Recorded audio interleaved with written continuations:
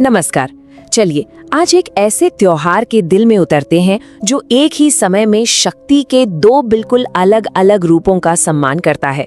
ये एक ऐसा उत्सव है जो पूरे भारत में अलग अलग तरीकों से मनाया जाता है, लेकिन कमाल की बात यह है कि उसकी आत्मा एक ही है। आइए इस रहस्य को मिलकर सुलझाते हैं। ये सवाल थोड़ा हैरान करने वाला है ना? सोचिए, एक तरफ है शस्त्र जो बल और संहार का प्रतीक है और दूसरी तरफ है किताब जो ज्ञान और सृजन का जरिया है। तो फिर एक ही त्योहार इन दो एकदम जुदा चीजों को एक साथ कैसे पूछ सकता है? बस इसी पहेली को आज हम समझने वाले हैं। तो इस गुत्थी को सुलझाने के लिए हमें पहले इस त्योहार की अद्भुत विविधता को देखना होगा। ये एक ऐसा जश्न है जो हर कुछ 100 किलोमीटर पर अपना नाम और रूप बदल लेता है, लेकिन उसका दिल एक ही धड़कन से धड़कता है। दुर्गा पूजा, नवरात्रि, दशहरा, गोलू, सुनने में ये सब कितने अलग लगते हैं, पर ये सिर्फ नाम नहीं है। ये तो एक ही भावना को मनाने के अलग अलग रंग हैं, और हर नाम के पीछे एक अपनी कहानी, एक अपनी अनूठी परंपरा छिपी हुई है। तो चलिए सबसे पहले चलते हैं बंगाल, जहां इसे दुर्गा पूजा कहते हैं। ये माँ दुर्गा की उस बड़ी जीत का जश्न है जब उन्होंने महिषासुर नाम के राक्षस का वध करके अच्छाई को बचाया था। पंडालों में माँ की वो भव्य मूर्तियां और हवा में धुनुची नाच की वो पवित्र खुशबू, सच में ये उत्सव आस्था और एनर्जी का एक गजब का संगम है। अच्छा, अब बंगाल से निकलते हैं और चलते हैं गुजरात, जहां यही त्योहार नवरात्रि कहलाता है। यहाँ 9 रातों तक गरबा और डांडिया की धुन पर दिव्य स्त्री शक्ति, जिसे शक्ति कहते हैं, उसकी पूजा होती है।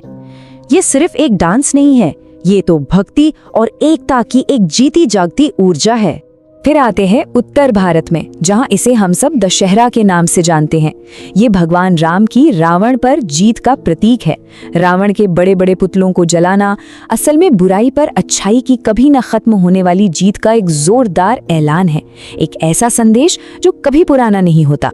और अब चलते हैं दक्षिण भारत के तमिलनाडु। यहाँ तो इस त्योहार का एकदम ही अलग, एक बहुत ही अनोखा रूप देखने को मिलता है, जिसे गोलू कहते हैं। यहाँ घरों में सीढ़ियों पर गुड़ियों की झांकियाँ सजाई जाती हैं। और पता है खास बात क्या है? ये गुड़िया सिर्फ देवी देवताओं की नहीं होती, बल्कि समाज के हर पहलू को दिखाती हैं। ये जीवन के हर रूप में दिव्यता को देखने का एक बहुत ही खूबसूरत नजरिया है। तो देखा आपने, नाम भले ही कितने अलग हों, तरीके कितने ही जुदा हों, लेकिन इन सभी उत्सवों के केंद्र में एक ही भावना है, शक्ति का सम्मान। पर ये शक्ति है क्या? आइए देखते हैं कि ये किन किन रूपों में पूजी जाती है। यहाँ एक बहुत इंटरेस्टिंग बात है। शक्ति को यहाँ 2 मुख्य रूपों में देखा जाता है। एक है वो शक्ति जो बुराई को खत्म करती है, जैसा कि दुर्गा और राम की जीत में दिखता है, और दूसरी है वो शक्ति जो कुछ नया बनाती है, जिसे हम भक्ति और नृत्य के जरिए पूजते हैं। मतलब रूप 2 हैं पर स्रोत एक ही है। और अगर शक्ति के एकदम शाही ग्रैंड अंदाज को देखना हो तो मैसूर के दशहरे से बेहतर कुछ नहीं। वहाँ की विश्व प्रसिद्ध जंबो सवारी होती है, जिसमें सजे धजे हाथी देवी चामुंडेश्वरी की सोने की मूर्ति को लेकर पूरे शहर में निकलते हैं।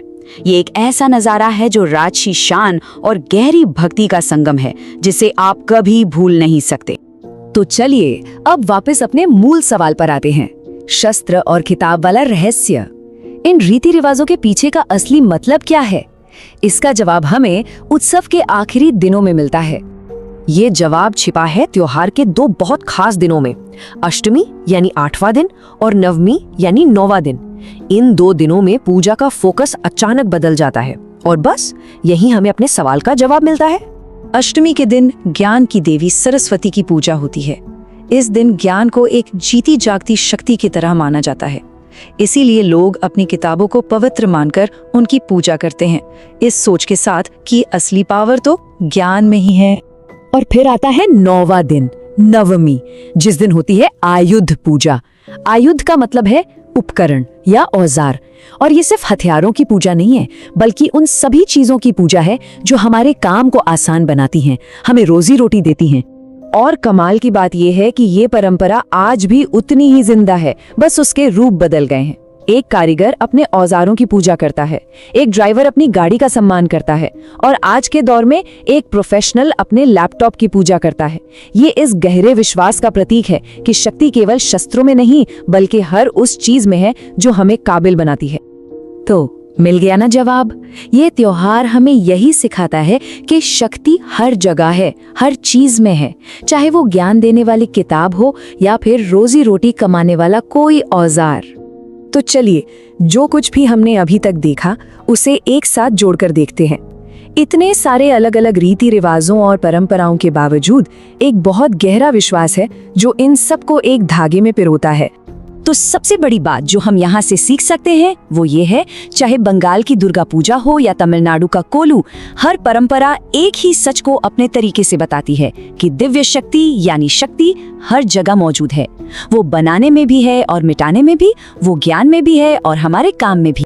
तो आखिर में एक सवाल मन में आता है कि अगर एक त्योहार हमें सिखा सकता है कि एक ही सच को इतने अलग अलग तरीकों से मनाया जा सकता है, तो विविधता में एकता का ये गहरा संदेश आज की दुनिया के लिए क्या मायने रखता है?